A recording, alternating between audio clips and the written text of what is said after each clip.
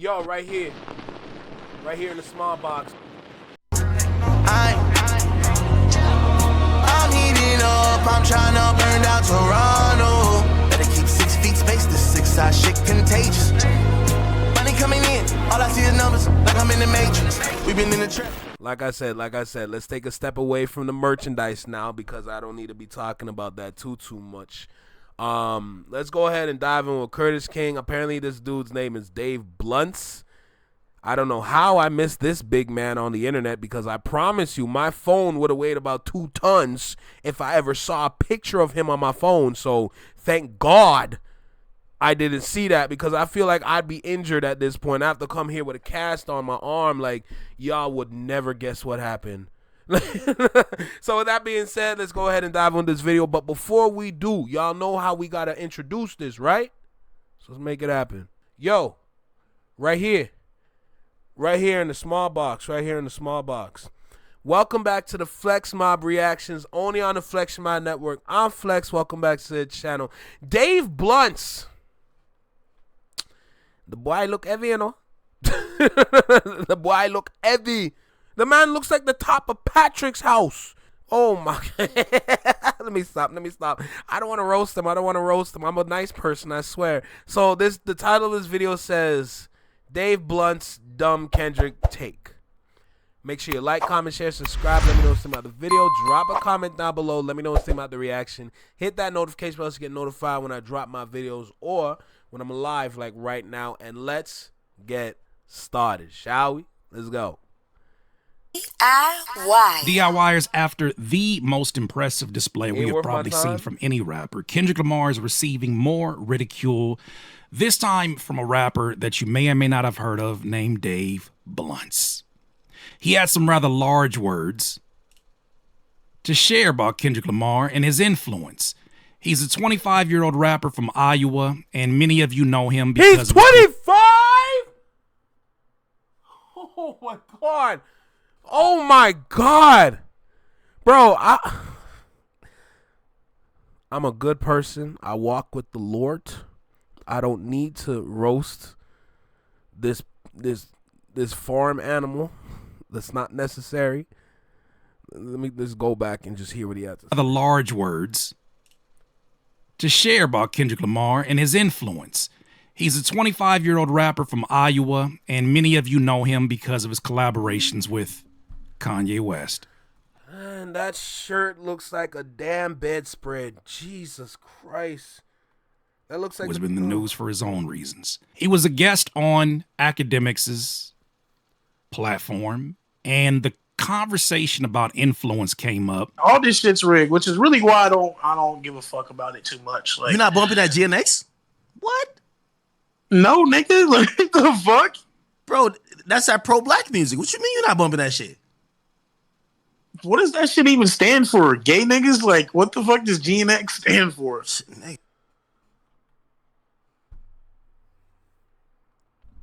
You're too big to be talking about gay people, my nigga.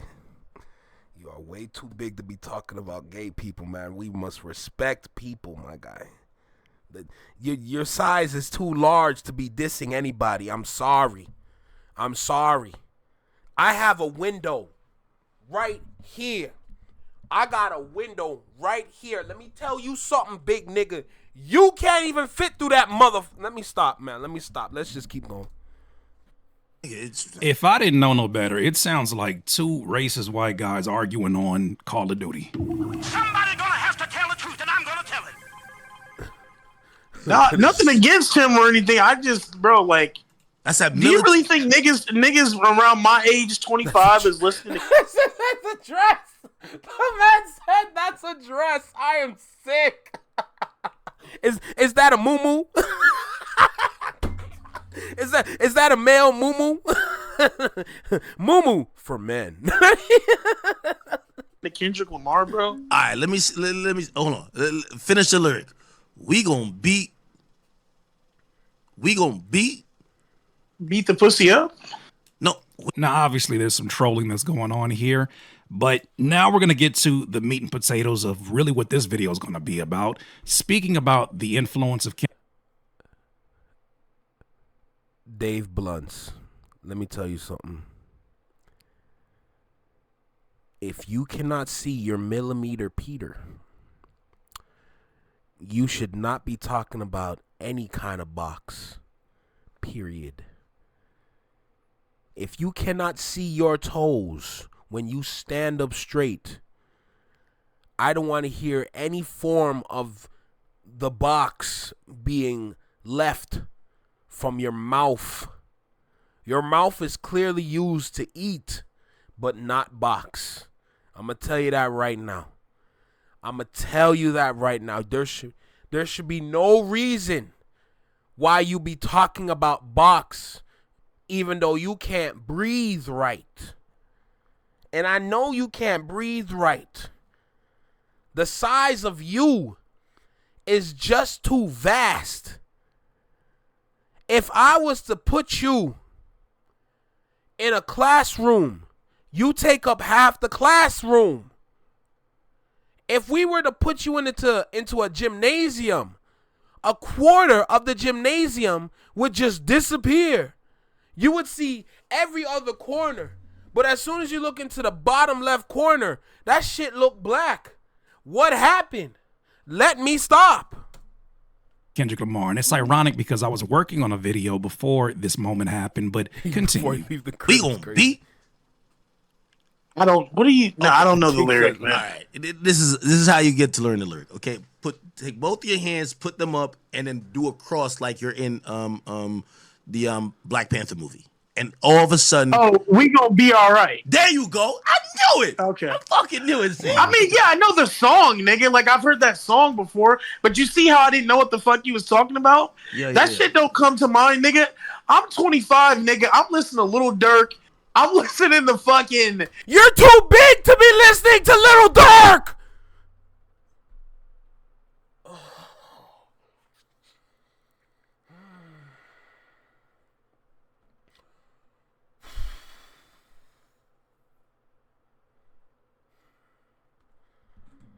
Y'all know that one meme song? Let me know. Do you love it? Y'all, that's what's going through my mind right now, bro. I swear to God. Like sliding and drilling music, nigga. We is not listening to no fucking Kendrick Lamar, none of that shit. We're not listening to Black Power and Black Empowerment. We're listening to straight niggas killing shit and you breathe No! You breathe in between your damn words. Shut up. See, no. See, what we're not about to do is, we don't need to do that. It's okay. We don't need to waste our energy. We don't need to waste our energy on somebody that cannot fit into average cars. That's not necessary. Fucking degenerate music. Fuck all that positive black people shit. That positive black people shit. Imagine being a fat coon. Not a raccoon, a fat coon. What an insane statement in the same week that we got Lil Yachty saying he's going to put his... No, quickie. That nigga gonna slide everywhere because all he can do is roll around the house. His legs are just for accessory. When he get out of bed, he roll out of bed. When he go down the stairs, he roll down the stairs. When he want to sit in the living room, he got to roll to the living room. When he want to go to the refrigerator, God damn it, he going to have to roll to the refrigerator. Knee on a woman's neck like George Floyd. Yeah. So obviously this is for clicks. Obviously this is for trolling. But let the headline read. Dave Blunt, who is obviously a glutton of snacks with no nutritional value, just so happens to be someone who doesn't like raps with nutritional value. Go figure. Somebody gonna have to tell the truth. Go fucking figure. Let's really break this down, though, for a second. I mean, it's not about entertaining this because we know anything that comes from that side of things is already... Let me tell you something about this man's ops. This man's ops is everybody. Why? Because we can walk. This nigga waddles at best. The heck, you got to put this man on like 4 wheelbarrows so he can be mobile. And them niggas don't even want to pick him up at that point. Imagine taking a left turn with some with some wheelbarrow. Let me stop. Driven by something else, right? The inspiration is going to always be their fandom of a certain artist that shall remain unnamed on this channel. But with that said, ain't that funny how God works? In the midst of this revisiting of history, revisionist history, I should say, this video just happened to pop up as Chance the Rapper was talking to my dog Deontay Cow. Shout out to him. Is it Grits good? and Eggs podcast. Chance, who just released a amazing album, it's a masterpiece. Here's what he had to say about what he feels like is Kendrick's inspiration upon what he does, as well as some other artists as well. People want something different. Like, that's how you end up rocking with an artist or re-rocking with an artist. Thank you. Thank you. Thank you. Because I've been saying it. People want something different. You can't have the same thing over and over. It's going to get boring. It's like, oh, like, this is the only place I could get this from right now. Yeah. And I think, you know, while it sucks that there's not a whole bunch of rappers rapping about medical malpractice, even though they auntie probably just passed away from some medical or they cousin or whoever, it's like, once it does start, just like the dancing thing, like, you see, like, I'm inspired, I feel like, I gotta say, by Kendrick. Like, for sure. Kendrick rapping. Like it's not necessarily the subject matter, but him just being like, I'm gonna be me. And this is what I learned when I was growing up. And this is how I rap. This is how I respect this art form. This is how much I respect this art form. Then that makes me say, or the clips, you know, and it's a bunch of artists, not just them two. Like, but yeah, but that's the main, that was the. See how that works? Chance the Rapper, who is obviously gearing up to have an amazing year. I'm sure he's going to go on tour with this amazing project of Starline. He speaks very candidly about the influence, and we've heard this from many different sources. This is nothing new, but he does say something I think is really interesting, and I think is going to really be the theme of this, is that influence appears in many different ways when you're talking about artists that are here to do a few things. One, to lead the way, right? Artists are leading instead of pandering, but also artists that are not afraid of being vulnerable. You know, it's interesting. In this same week, there is promotion that's going around. And when I saw it, immediately I started to think about, this reminds me of Mr. Morale and the Big Steppers. Now, this is Offset, who obviously has had a wild couple of years where his business has been all out into the news. And so this project that he has coming out called, I believe, Kiari, is going to be something based upon this trailer that is going to be very, very vulnerable. See if these visuals remind you of anybody's influence. I remember I seen this. It's great to see you again. So tell me, how have things been? Kiari? Kiari.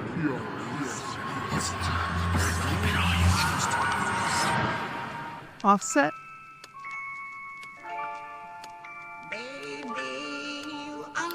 All I hear is, one of these times, and I love when you call me out. I love when you call me out. Somebody gonna have to tell the truth, and I'm gonna tell it. Apparently, I wasn't the only one that felt that way. Shout out to Jay Michelle here on Twitter. Kendrick. Yup. Hey, let me tell you something about influence. That's something you cannot fake now. You cannot fake influence. Oh my goodness. And I have something to say for all the people that are saying there are no songs of the summer. After probably like maybe after this part when he's talking about Mr. Morale, I'll probably talk about that. Did you hear that, Kendrick? Yes. The vulnerability comes through, it shines through. And it's funny because a lot of people tried to make this out to be one of his worst albums, but it seems to be aging quite interesting. Think about the YG trailer, the introduction to the 2008 song that he did, where he talks about a lot of vulnerable things that you don't typically hear in today's rap music. I hope people remember there was a point in time where there was such a loud party of music that was all about escapism, that almost made ignorance look cool to certain people. Because that started in the 2010s. The 2010s is when we started to have music that was strictly about escaping reality, which is why there are so many different characters of people out there today. for people or artists as simple as LMFAO, maybe a Flow Rider. They definitely used Justin Bieber at the time to deliver that kind of message. But just like through those artists alone, as an example, like you can get a lot of escapism from each artist. Even like One Direction, like artists like that, like within the 2010s up till today. Okay, no, let me take that back. The 2010s was like, it was used to kind of figure out how to shift music into that kind of realm. And from 2020 till now is the result of it, right? The experimentation is used within music, and a lot of people don't realize that. It's one thing that I have noticed for at least a good couple years now, because when you sit down and pay attention to songs, when you listen to different kinds of songs and you listen to the subject matter within the songs, you're going to see like a similar narrative that's going on throughout each song or each like album that's out there. And which with all these similarities, you're going to start to create different narratives or similar narratives within everybody's mind. Of course, with each person, it's a different outcome. But as long as the narrative is there, it's destructive. Which is why there's so many people out there that would prefer destruction than to build anything. But now in 2025, where we have all these artists that want to step away from all that destruction, it slowly starts to heal different kind of individuals out there. It's still going to take a long time. But as long as this kind of music still comes out alongside the slaps, because the reality is you need a yin and a yang. You need balance. As long as you have a balance, then you're going to be okay. You're going to be okay. You're going to be able to think. You're going to be able to party. You're going to be able to sit down and really relax. And you're going to be able to turn up and go outside and do things. But the main part about it is having that balance.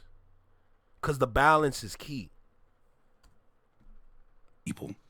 This music was celebrated in a way that you never have seen ignorance celebrated in hip hop. Yep. But for whatever reason, it was at the forefront without anything to balance it out. For a long time, people have been blue pilling and staying in the matrix, but people are now waking up and are realizing we haven't grown musically. Exactly. But now that we are getting good music again, escapism is no longer a thing. Here's the thing, though. This is why you need balance, because the reality is that you want escapism. You want to be able to take a break. Too much of one thing is going to get tired. Too much of one thing on this side is going to get tired. You need that balance. The balance is preferred through my eyes. Because at least you can choose. At least you have a choice. In life, the better thing to have is a choice than to just have one thing. Because, yes, that choice is up to you. But if you choose correctly,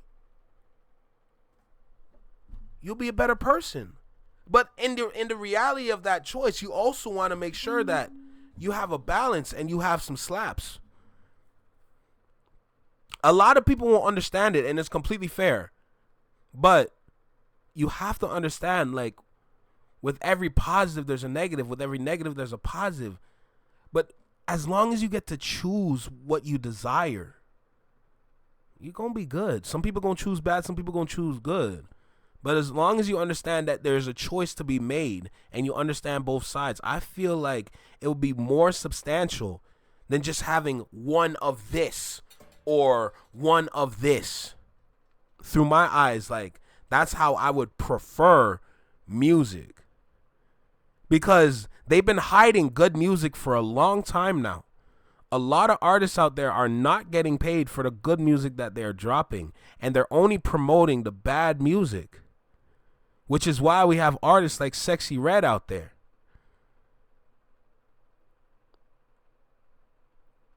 You gotta have a choice. Trust me. It's better that way. But yet, somehow, some way, we find ourselves. Yo, Noah, you know I'm ready for that, bro. I want to hear that diss track. to imagery like this that you can't help but feel is influenced by Mr. Morale and the Big Steppers with Kendrick Lamar. That seems to be influence to me. But you know what? To his point, to Dave Blunt's point, he's talking about folks that are 25 and under. And we're going to get to that in just a second. Do me a favor, though. Hey, yo, DIYer, if you're enjoying this content, please don't forget to hit the like button. It helps this video and this channel get discovered by new people. I appreciate you. Now back to the video. Charlamagne the God sat down with the Diary of a CEO podcast. Here's what he had to say about the state of not only music at that time, which is May 27th, but also how important of a project Mr. Morale and the Big Steppers was. Like, I know people who are personalities who have, like, you know, podcasts or who may have YouTube shows, you know, and these people will literally be on Twitter all day, be on Reddit all day, listening to what people are saying about them, reading what people are saying about them, and crafting their thoughts just to talk to them in that crowd, to just please them. I'm like, my God, how narrow-minded is that? Somebody gonna have to tell the truth, and I'm gonna tell it. Charlamagne, I agree. It brings me back to the video that started this whole conversation. Why the hell does his eyes look like that? What kind of makeup did they put on this man? I'm sorry, I just had to say something. And Dave Blunt saying that nobody 25 years old is listening to music by Kendrick Lamar. Nobody want to hear that black empowerment shit is what he said. But all I can think about is he's not just saying a statement that he's standing on. He's saying a statement that he feels like is backed by an entire age group. And we know that the world does not exist in such a narrow point of view. But for whatever reason, they want us to believe that that is the general consensus, is that nobody wants to hear this shit. Even though by the end of this, you'll be reminded just how influential Kendrick Lamar is. This speaks to it. It's really interesting to hear artists be very loud, but you don't hear much leadership in the DNA of what they're saying. Where are the leaders? And I don't mean leaders in a sense of trying to lead all black folks in a direction or lead the culture in a direction. I mean leaders in a sense of even just being creatively leaders. So many of these artists sound like versions of themselves because they are secretly afraid of actually standing out. If they can find a way to stand out with their appearance, they feel like that's enough. But it's actually, to me, at the root, a very, very weak-minded point of view. It's a very weak-minded approach to things when I'm hearing somebody that's having to bring the crowd in to justify their argument. That's why, for me, man, if you claim to be an academic, or you claim to be a well-educated person, you claim to be an intelligent, book-smart person, I don't think you're that smart if your emotional IQ is that low. Can you think about this for a second? Somebody who's supposed to, by their name, represent academics. Can you think about looking back at this time? At some point, look back at this time, and they'll say somebody who went by the term academic has the most uneducational takes that exists. He sat there and co-signed degenerate music. That is the opposite of academia, if you ask me. But that's just something I thought about as he was bringing up academics in a different type of light. If your emotional IQ is so low that people on social media can dictate how you move, how you think, how you talk, you're not a smart person to me. Smart people know how to disconnect from that. And smart people know how to go, do some meditation to make sure that their thoughts are absolutely positively their own. Like, I got people right now today hitting my phone trying to tell me how they feel about the new Kendrick Lamar record. I love Kendrick Lamar. I think he's fantastic. I think Mr. Morale and the Big Steppers in the future is going to be known as one of the most important hip-hop albums of all time. That one and Jay-Z's 444. But people are hitting me, telling me their thoughts and telling me their opinions. And I'm blocking all of that because I listened to the record. I listened to it 5 or 6 times. Same. I know what I got from it. I know what I feel about it. And if you have to rely on external resources to help you determine if you like something or not, you are going to need to look within yourself to see where have you went wrong. Because if you are allowing others to think for you, then you are clearly discrediting your whole existence. Because if you have to wait to hear what somebody says to say, I like this or I don't like this, I pray for your healing. I really pray for your healing. You can listen to something and just say, yo, it was good. Yo, it was bad. It was all right. It was cool. I'm not a fan. It was decent, but I just can't. Can you not, do you not have the ability to say that? Which is also a perfect time to talk about this whole Song of the Summer situation, because I'm hearing way too many industry people or industry execs or people that work within the industry say this. Keep in mind, this whole narrative that there is no song in the summer is coming from within and is not coming from external. Has anybody noticed that at all? I just gotta ask. All of the conversation that's been brought up by this no song in the summer has been coming from internal.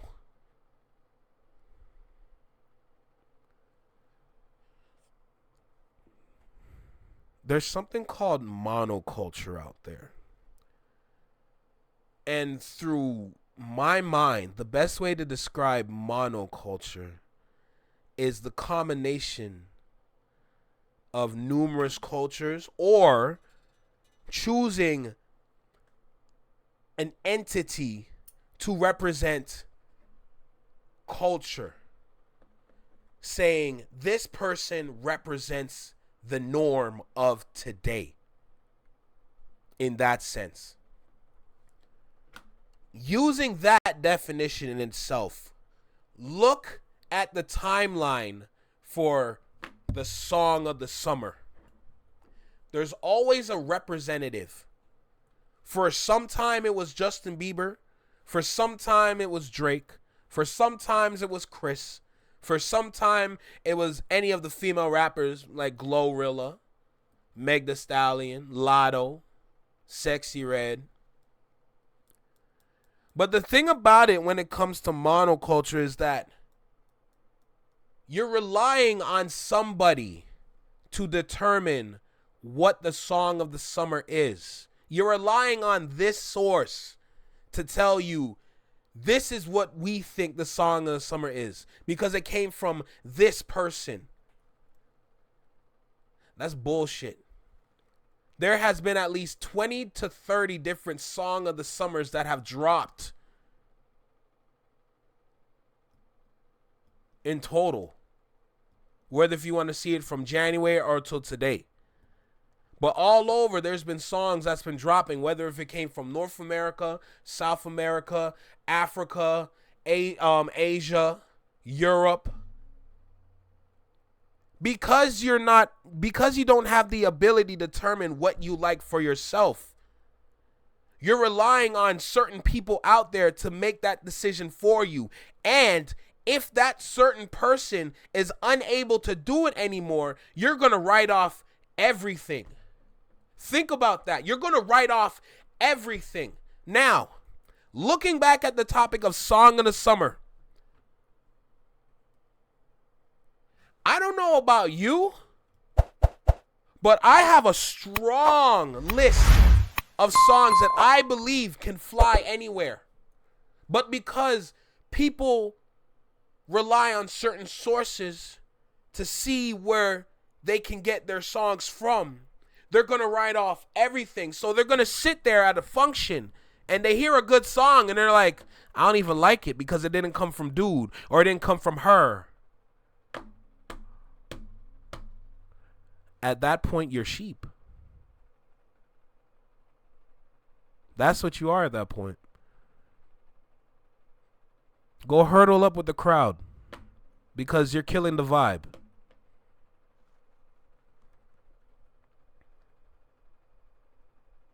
Hold on, let me catch up with y'all. My bad. Let me catch up with y'all. I just had to go on and just talk about that for a little bit. It was actually something very important that I wanted to talk about.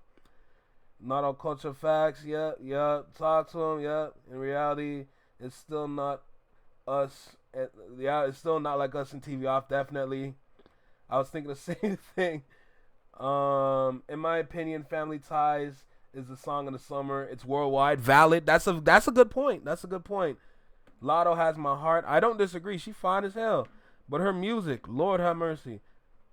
If she flex a thigh in my direction, I'm going to pass out.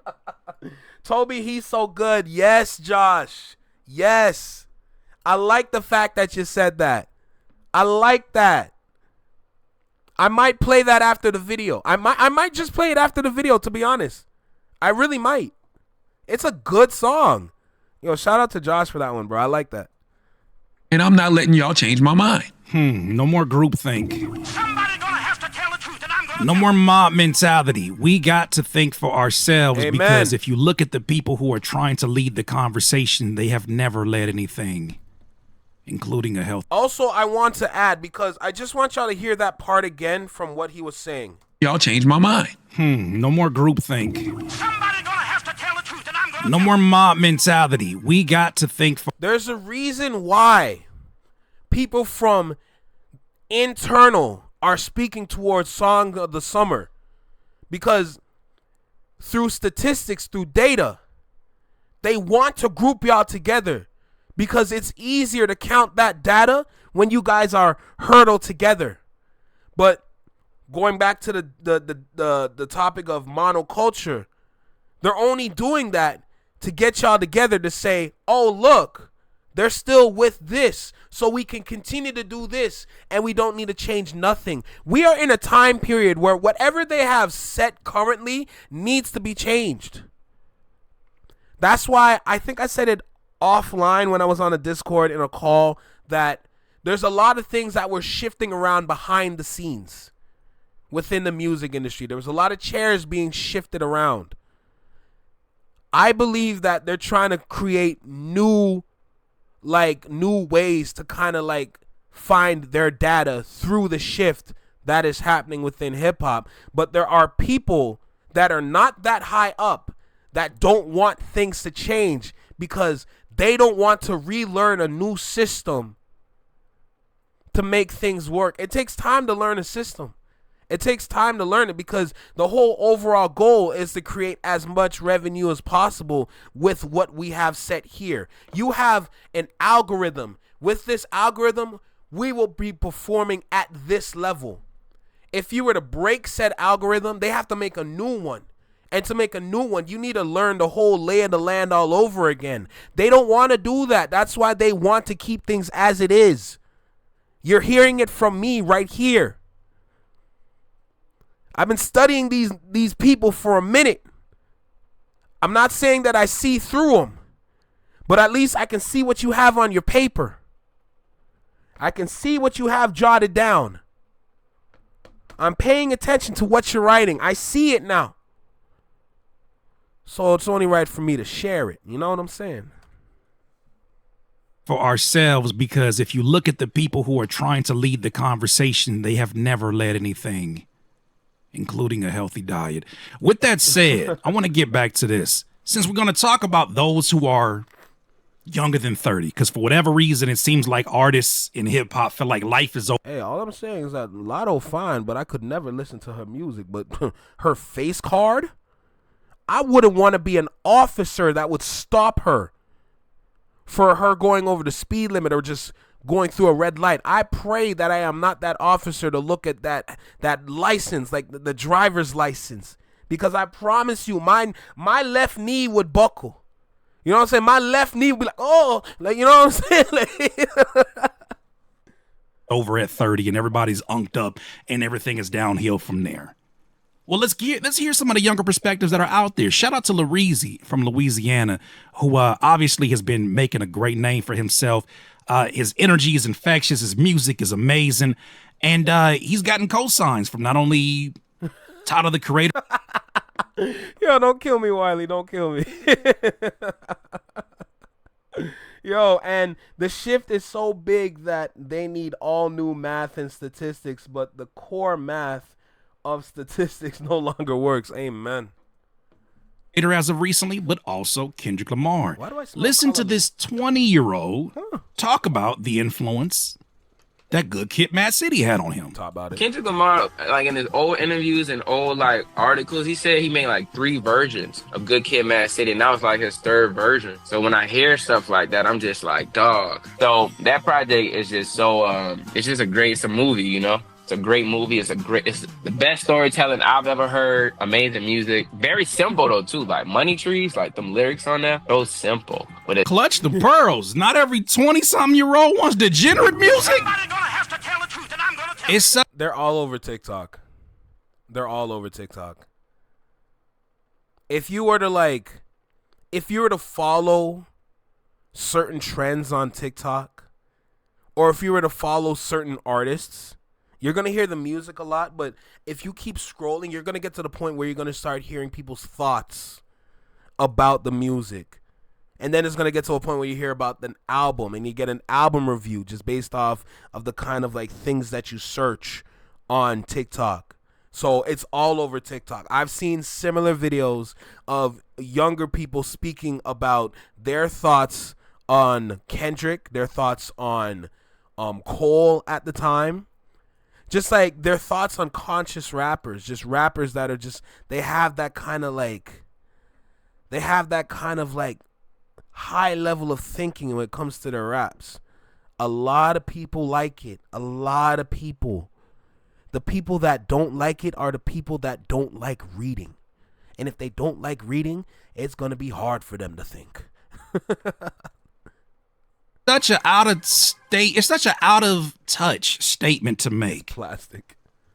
Even if you're existing in the TikTok of worlds, which doesn't always present the most intelligent points of views, but then sometimes it does present some out of the box point of views that, you know, make its way around every social media. But with that said, isn't it interesting to hear a 20-year-old? He can't be the only one. Somebody going to these damn concerts. Hello. It's so good. To me, I listen to the evolvement or the evolution of the artist. How did he go from Kendrick Lamar EP to OD to Section 80 to Good Kid, Mad City? How long did it take? You know what I'm saying? What other features did he have around that? I'm trying to listen to the growth. How did his love songs grow? How did his rap songs grow? How did the production grow? How did his hooks grow? What is different about the hooks? Did he add singers? Did he add, you know, so the project itself is an amazing project, and I'm trying to figure out how did he get to that, and then how did he do that? And then he did To Pimp a Butterfly 2 years later, so. It goes to show you where the influence goes. It is far beyond just a bunch of unks who love hip-hop. The love of hip-hop is not something that is restricted or exclusive to an age group. There are folks who came up with uncles who taught them better, who showed them and exposed them to more music outside of the confines of what's been force-fed to them by major labels. What has gotten the best advertisement? What has gotten the best push and promotional push towards them? There are some people who don't exist in such a narrow bubble.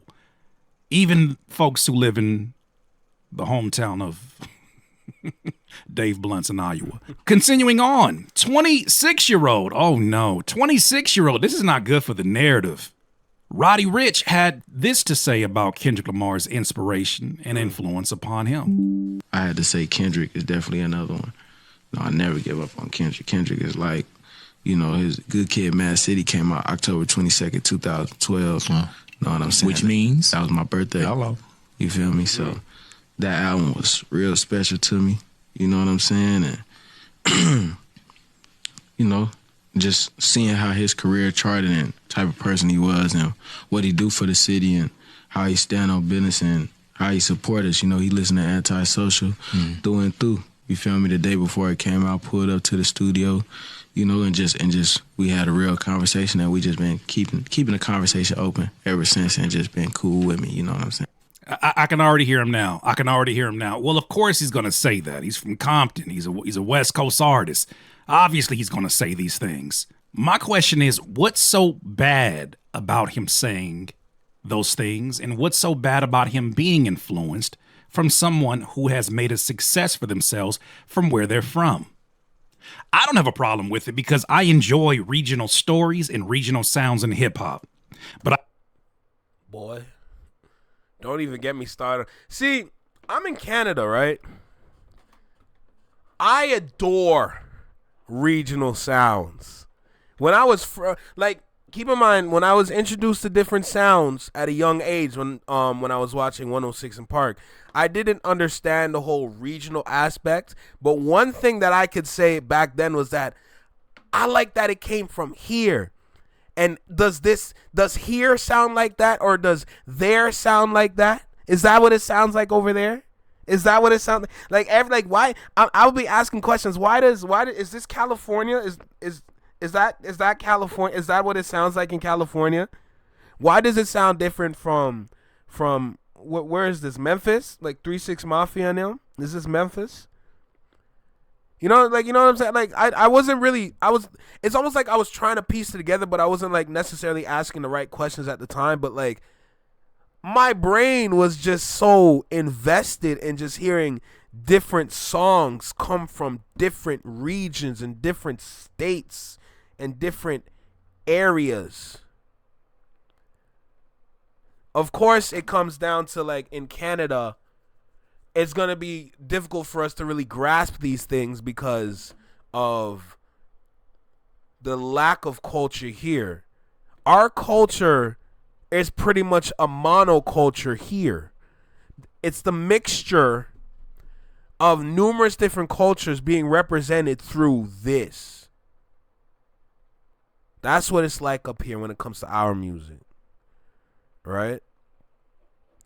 Just to kind of put a little twist on the definition of it to help represent Canada. But I was always a fan of just like the sounds, like different sounds. Like it was appealing to me.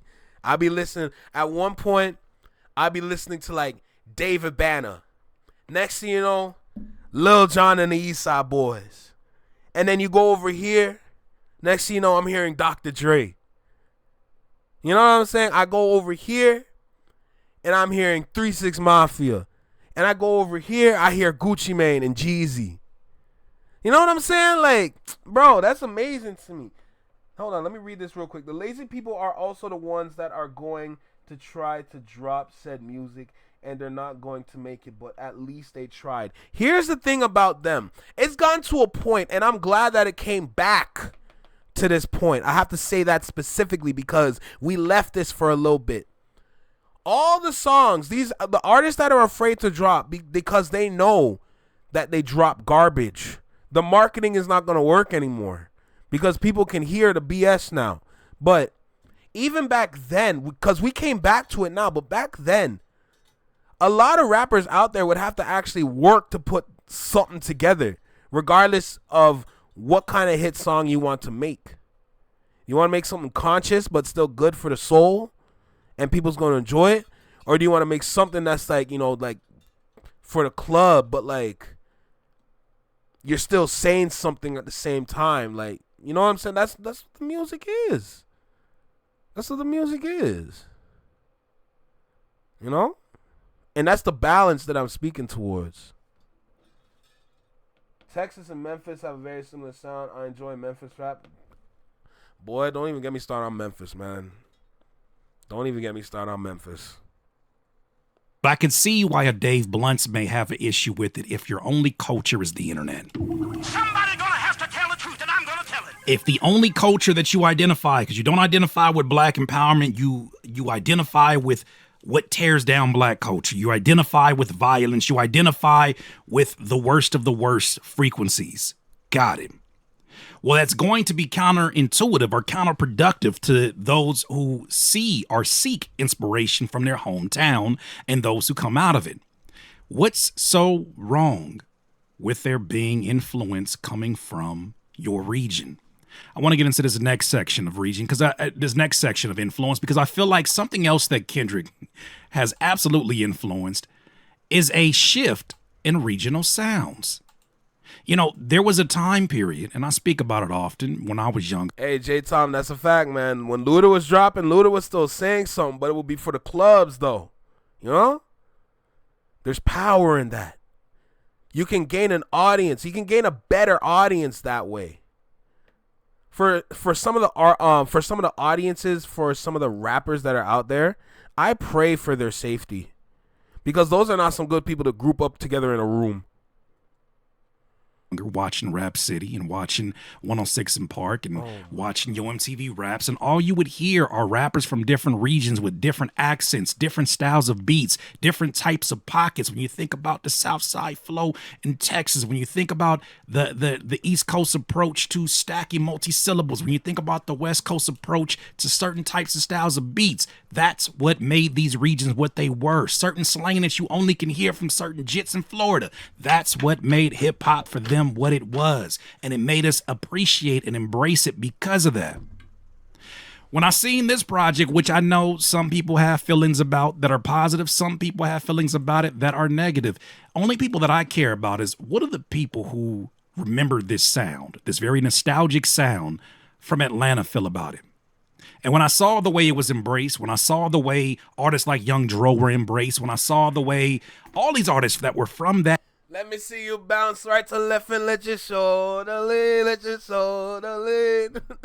West side, Bankhead, where I'm from. Where you from, nigga? Everything. Y'all did. What it is? I been done that my true game. My shoe game. What? You ain't touch this shit. Bitch talking about fuck me. Now fuck that. Nah, nigga, come on, bro. Yo, I haven't heard that name in so long. I haven't heard about Young Dro in so long, bro. Yo, Young Dro and T.I., that was a combo. That was a hit combo right there. Oh, my God. That era were embraced, I couldn't help but feel like this is the game repairing itself. I know why so many people feel like this is such a boring year, because your culture exists only on the internet. And the problem with that is you can't even put faces to some of your family members because you don't know where they're from. Everybody sounds like everybody. Everybody uses the same type of slang. Well, here you have an album like this, which I've heard Metro say he was influenced by seeing the success of GNX. GNX, I believe, single-handedly brought back the importance of regional sounds. Because how do you have a moment like the Pop-Out Show? Yo, J-Tom, facts. That song was a banger. Bro, don't get me started, bro. Real talk. Don't get me started. Well, you have to make a regional sound. How do you get the kind of love that we see Fat Joe talk about here, which, you know, you got to take it with a grain of salt because he likes to exaggerate. But listen to this clip real quick from earlier this year. Tell you, it's boy that Kendrick Lamar gets some spins in LA radio. Nah. Everybody from LA gets spins on LA radio. That's not a true statement, Jada Kiss. There was a point in time where there was actually a protest. So some of the biggest radio stations, the biggest radio stations in LA, because they weren't playing local artists. Nah, Dro was not on Jid's album. Nah, I would know. I would know if Dro was on Jid's album. If he wasn't, I missed it, and that's crazy. But from my memory, no. They were playing artists that happened to be local, but happened to be part of major label deals.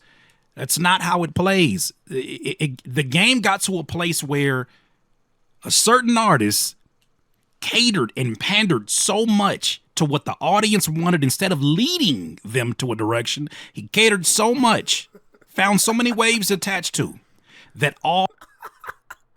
Bro, I haven't heard that song in a long time either. What's good? What's good, Ron, man? Oh, I haven't heard that in such a long time either. Holy. All radio became pretty much homogenous. That's a grand statement. Maybe I should walk it back. The majority of radio, especially owned by iHeart, started to sound exactly the same because they're recycling the same playlist. They have the same demands from their station directors, their program directors. They have the same instructions that you must play this before this amount of ads. We need to hear this. We have to see these spins.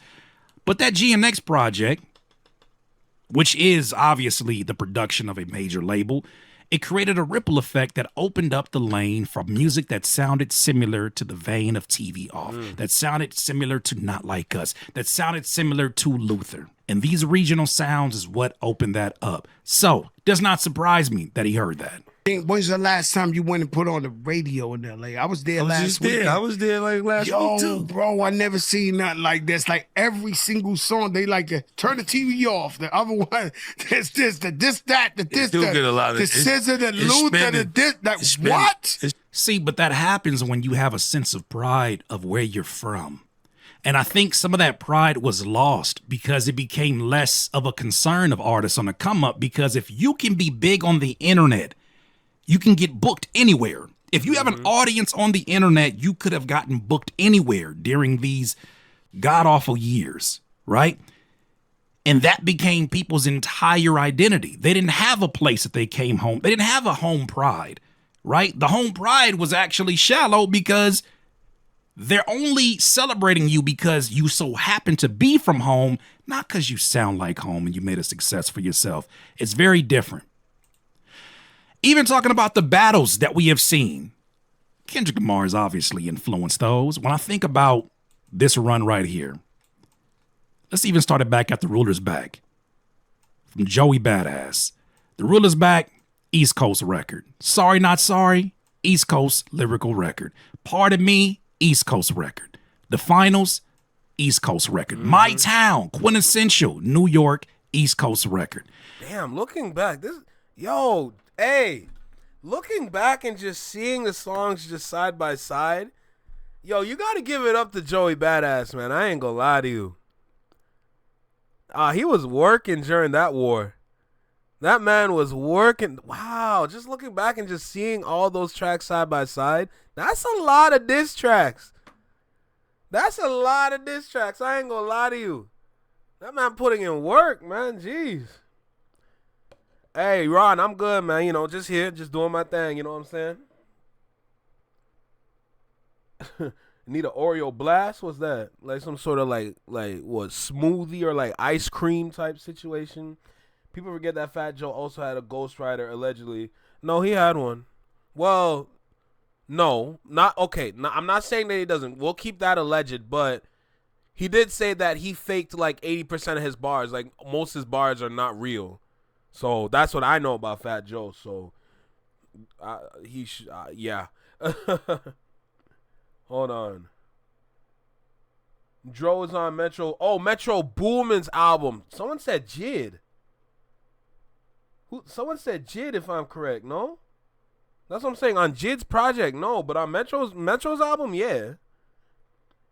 They got threats to stop playing Drake for real, so they just cut that dude off out of here for a minute.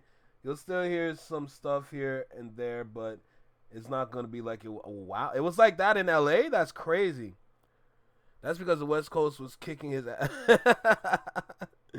And the regional language was exciting. It was fire to hear different words and accents that were used from West to South and the East Coast. Absolutely. Absolutely.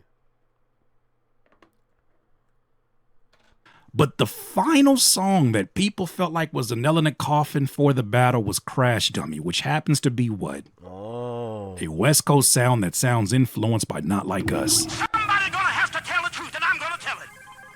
And people tuned in. It was more than just a battle that existed. People tuned in because they like the energy. They like when it's authentic. Shall we continue? People have had an argument about there not being a summer song this year. I have a theory. I love it. I want to hear what he says. Perhaps we don't have a summer song this year because we haven't recovered from last year's summer or song of the summer and Not Like Us. Somebody's gonna have to tell the truth, and I'm gonna tell it. We have never seen anything, especially in this age of the internet. We have never seen anything that reached the heights of Not Like Us.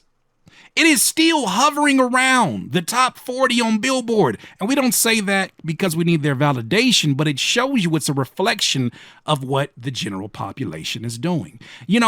People will say, well, that's got to be some of the inner workings of UMG embodying. How do you bot something like this? Remember this soccer game from earlier this year? You can't say, you can't say that's AI right there, man. You can't AI that.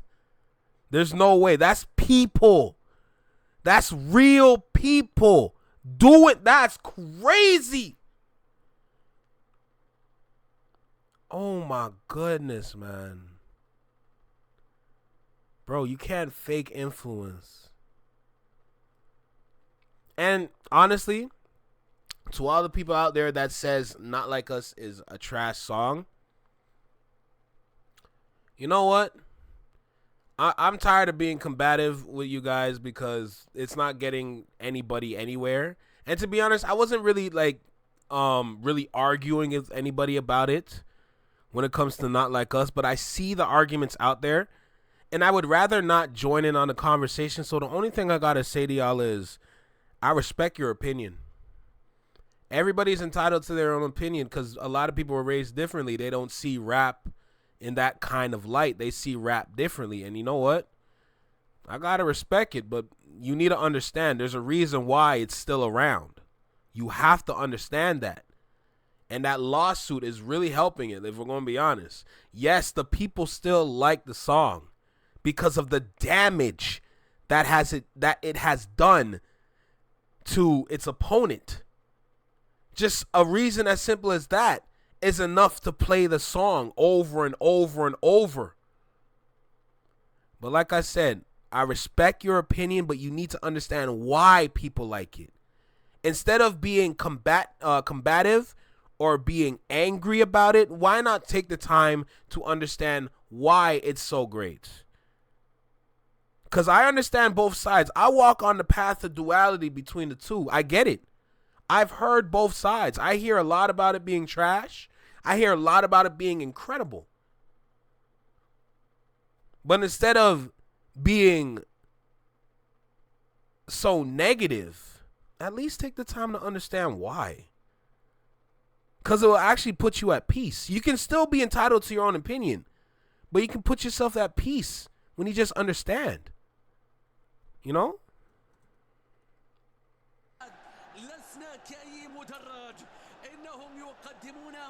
Facts. That's influence.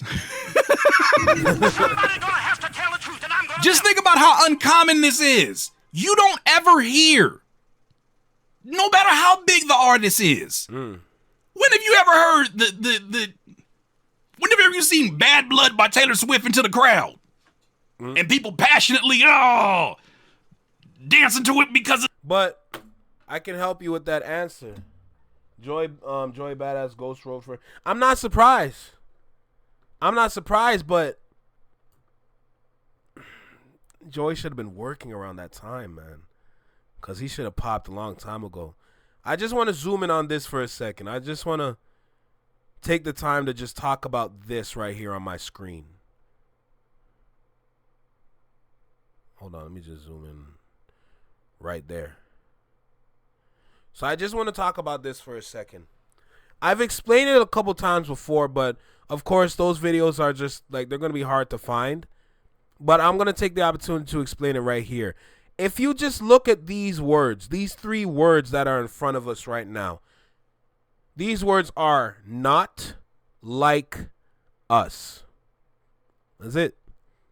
Not like us. If you want to say they not like us, they're not like us, it don't matter. Not like us. The reason why I want to zoom in on this is because this title, this phrase, these three words put together can be represented by anybody around the world. Not like us. You can go over to China. People, how they live their lives, how they have their culture in China. For all the foreigners, they can say, you're not like us, or they're not like us, or just simply not like us. Go over to India, same thing. You're not like us. You go over even to Australia, same thing. Because all these places that I'm listing have their own culture. Not like us. You see what I'm trying to build here? You can go over to the Caribbean. Not like us.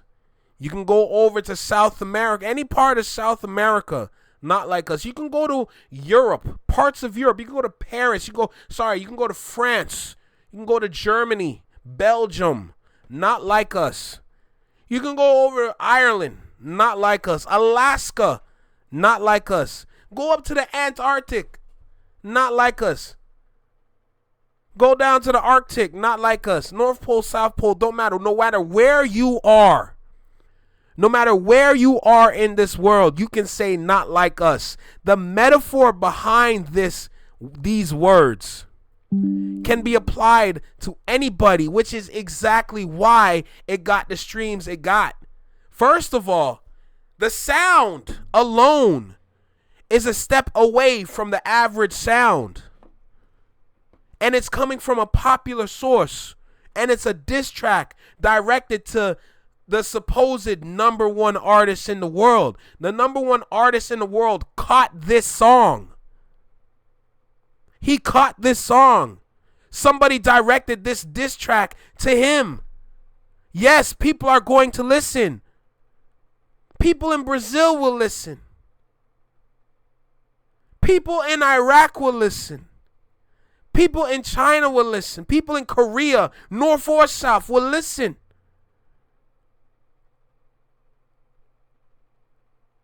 To capture the world with a diss track. Do you understand how hard it is to pull something off like that? To capture the world. It's one thing to capture where you're from or to capture the continent that you're in. But to capture the whole world with a diss, do you understand how elite of a rapper you need to be to achieve that and still get all these little details across? With the details that we're finding about how in the music video, that's the Compton courthouse. Bruh. Don't rap against Kendrick ever. That's all I gotta say. Yes, LA too. Of course, LA. They're not like us. Of course, yes. Oh my God. It's probably the most inviting diss song ever. It definitely casts a wide net of... Absolutely. Best diss track of all time came from... There you go. Hey, Ron, I agree. Bro, it was in Germany when they had the dope-ass Kendrick mural at the skate park. Oh, my goodness. You got corner with no corners to run to. Oh, my goodness. It's a cultural movement. These things don't happen often. This is influence like we've never seen before. I think that there are artists that are asking in every single genre, how the fuck do we, how do we follow that up? What is a hit song anymore? After that shit, what is a hit song anymore? There are people who are genuinely confused. Rappers who are genuinely confused. Do I gotta rap? Do I gotta be vulnerable? Gotta get therapy? They're genuinely confused about what to do next. They're like Ricky Bobby. I don't know what to do with my hands.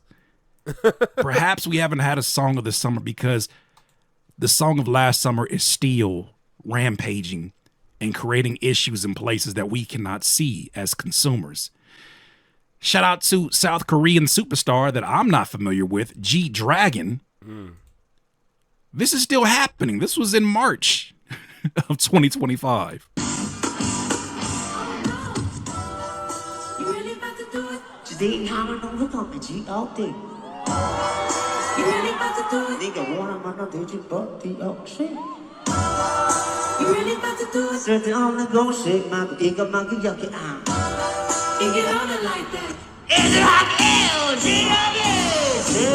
I'd say that's the literal definition of influence. But, you know, at the end of the day... Now, I have no idea what he said, but I see the vision.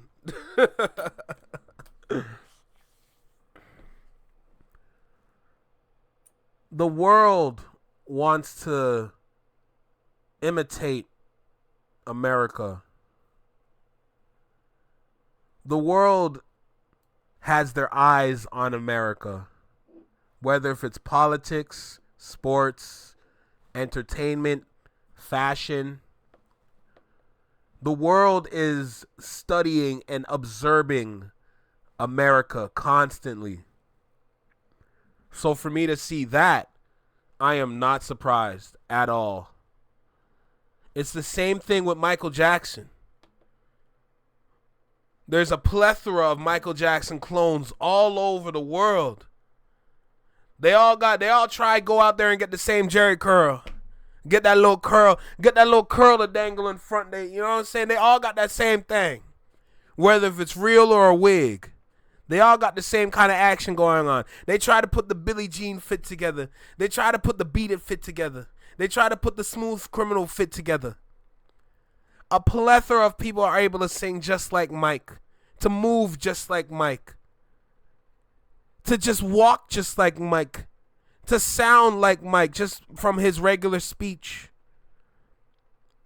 That's another example of a great. What can I say? Hey, who really gives a damn what a Dave Blunt has to say? It's just an opportunity to have a conversation that we were going to have anyways. Shout out to NASCAR. That was G Dragon. He was speaking in Korean. Driver Lewis Hamilton. He had a photo shoot inspired by Kendrick Lamar and his photo shoot for the Super Bowl.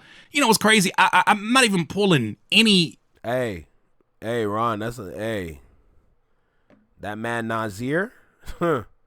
That man Nazir and that man Pac, who's speaking in Korean, gotcha. Content that we did during the Civil War, they're calling it now. I'm not pulling any of that. This is all content I've never covered before, just showing you the constant influence that is happening. Who gives a damn what Dave Blunt has to say when you think about what Jay-Z, obviously one of the greatest to ever do it, had to say about the influence of Kendrick Lamar? He said he's truly once-in-a-generation artist and performer. His deep love for hip-hop and culture informs his artistic vision. He has an unparalleled ability to define and influence culture globally. Kendrick's work transcends music, and his impact will be felt for years to come. That is raving reviews that doesn't happen by accident. It's funny. He said his deep love for hip hop. All I think when I see this is a deep love for deep fried. Somebody gonna have to tell the truth, and I'm gonna tell it. And I'm talking about his brain.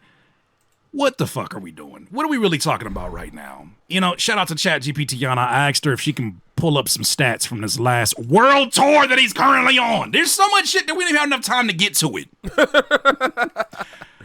I said, do we have any total numbers of attendance to Kendrick's tour so far? Now, of course, these numbers can vary. It says, for Kendrick's current 2025 Grand National Tour with SZA, the last widely cited box score roll up for the North American leg, just North American, because he's been selling out overseas as well, is about 1.5 million tickets. Hey, Ash. I'm going to call you Ash. And I know exactly which ghost you're talking about. 6 Eyes? Big 6 Eyes. Hey, you in the shadow mob. Salute to you. I appreciate you. Thank you. I love your comment. I appreciate it. Thank you. Sold across 23 shows, alongside 256 million gross. Lack of influence are not conversations that we should be having about a Kendrick Lamar. Maybe about, I digress. The biggest stop so far was obviously the 3 nights in SoFi, which ran in Inglewood with 147,000 tickets. You think all of those were just unks and boomers? Or do you think it might have been some 25 and younger Euros in there? I'd say, judging by the merch. It's okay to enjoy music. To create this line in between music and then force people on sides is absolutely childish. We don't need sides within music. We need balance within music. The key is balance. If you create sides, you're creating new problems for each side. We don't need that. We need balance. The key to success within music is balance, but they want the division because with the negativity it's going to drive sales. They're feeding off of the negativity to fuel their pockets. That's exactly what they're doing. When their pockets get light, they get somebody to drop some bullshit so that they're going to get you riled up. And through that negativity, they're going to get their sales up. It's as simple as that. It's really as simple as that, to be honest. It's not a difficult concept to grasp. It's as easy as 1 + 1 is 2. Merchandise, it obviously did reach that audience. Boy, oh boy, this is about as close to the fire as you about to see me get to, because I am done. I'm done trying to figure these folks out with these narratives. All I can think of is this. At one point in time, black folks were concerned, especially when you think about Black Panther Party. They were concerned about people infiltrating the Black Panther Party and, the government assisting that in a COINTELPRO. The irony of today is these niggas don't even got to be covert no more. They tell you exactly who they are. Somebody gonna have to tell the truth, and I'm gonna tell it. They say, I don't like your black ass. I don't care about your empowerment. All I give a damn about is violence, destruction, drugs, and the worst of shit that I can care about. I don't care about your well-being. I don't care if you go to heaven or hell. I don't know how anybody that I know your brain don't fully develop until you're 25, right? I don't know how anybody with all they all they marbles, okay? I don't know how you sit there and see folks talk to you like this. I don't care what color their skin may be and how close it is to yours. I don't know how you don't look at that and say, you are anti-me. You are anti my growth. Why would I listen to something by someone who they themselves is struggling with gluttony? They themselves are struggling with their own thoughts and their own demons. Why would I allow you to lead me in any direction when you're irresponsible with your own life? You're irresponsible with your own points of views. You're irresponsible with the platform that you have been blessed to be on. Look at how you speak about people who may care about these things in your own audience. But you know what? I think what happened is that people got so used to the party celebrating ignorance that they don't recognize that the party is sobered up. The party's over. The lights are coming on. That baddie that was in the corner that she was dancing with, you see, got a little bit of a mustache now. And he looking a little different under the light. The baddie, she was, you know what I'm saying? The dude she thought was hot shit. You feel me? The bags under the eyes and shit looking crazy. And he 19, he looking like he 82. Thank God I never went through that. The way I've seen my friends and my peers go through that little moment when the lights go on in the club and they lock eyes with the individual they've been dancing with, and the horror stories that I have heard about and witnessed, yo. Shit is different now. And I think it requires so many of us to move differently too. Like I said, I don't plan on doing stories like this often because I feel like there's so much amazing music. Yo, Ron, all of them. And movements that are happening right now that deserve so much more attention.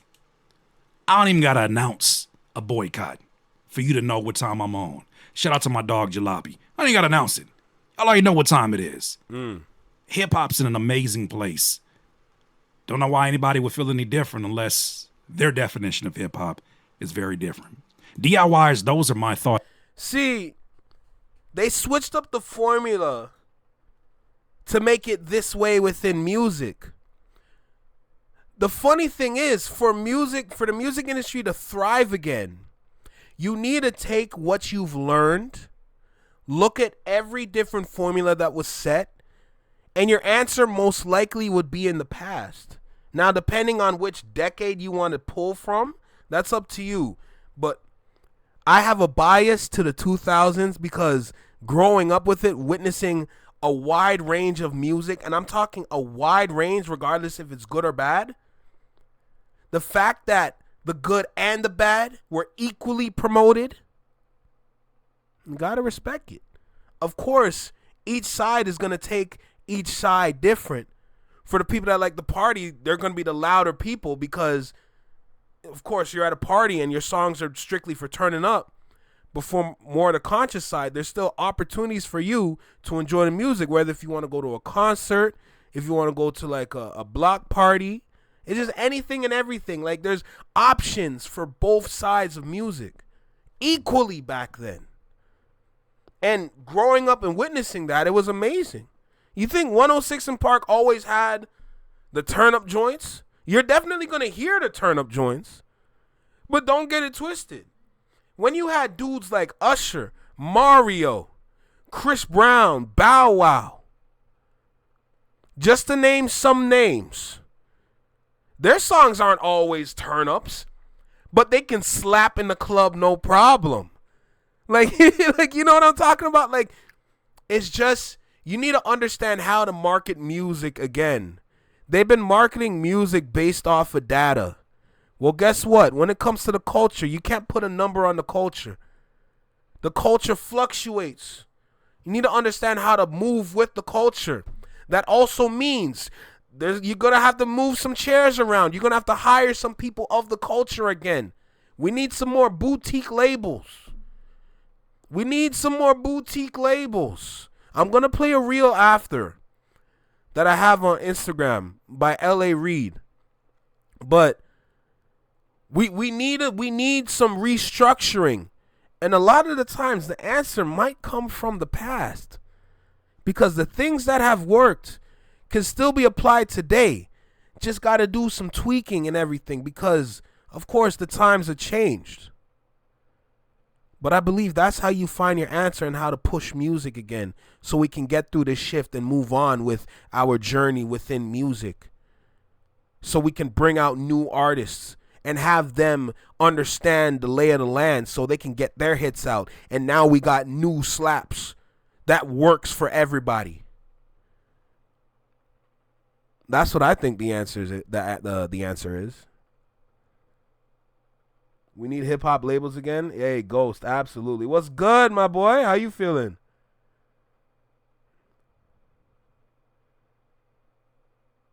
People that happen to J Toms and Lincoln's in the Discord if reference is needed.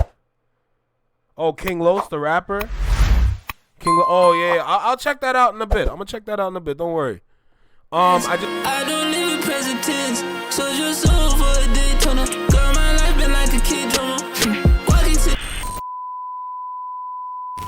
Bye, have a beautiful time.